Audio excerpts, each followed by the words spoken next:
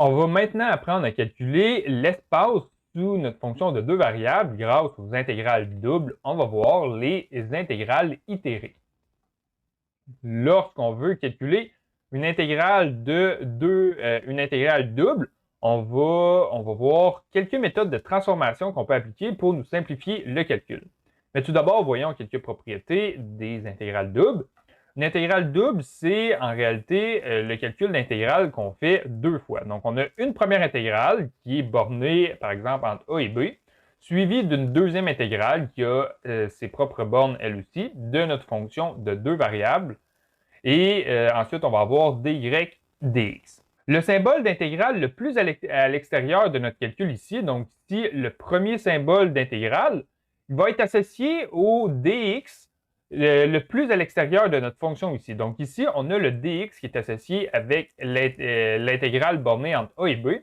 Et l'intégrale qui est la plus à l'intérieur est associée avec la variable dy ici, la plus à l'intérieur également. En d'autres mots, ce qu'on va faire, on va calculer l'intégrale qui est à l'intérieur de l'intégrale. Donc, on va calculer l'intégrale la plus à l'intérieur. Et le résultat qu'on va obtenir, il va nous servir dans le calcul pour l'intégrale la plus à l'extérieur, comme ça ici.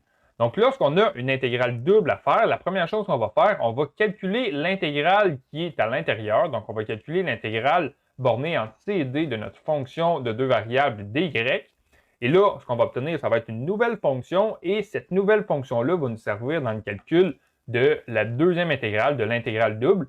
Donc, ça, c'est la meilleure méthode, c'est la première méthode pour calculer l'intégrale itérée. Si notre fonction est continue sur tout le domaine en x et tout le domaine en y ici, ce qu'on peut faire, c'est interchanger l'ordre d'intégration. Donc, ça, on peut faire simplement ça lorsque notre fonction est définie entre a et b et définie entre c et d. Donc, parfois, c'est plus simple d'interchanger notre ordre d'intégration, mais il ne faut pas oublier, si on change l'ordre d'intégration, on doit également interchanger le dy dx pour que notre dy soit toujours associé avec notre borne ici, c et d. Et ensuite, si notre fonction peut être décomposée sous deux fonctions différentes, une première fonction qui dépend simplement de la variable x qu'on peut multiplier à une fonction qui dépend simplement de la variable y, alors une méthode qu'on peut utiliser ici, on peut décomposer notre intégrale double en deux intégrales qu'on multiplie. Donc ça, on peut simplement faire ça si notre fonction peut être décomposée en deux fonctions qui se multiplient comme ça ici.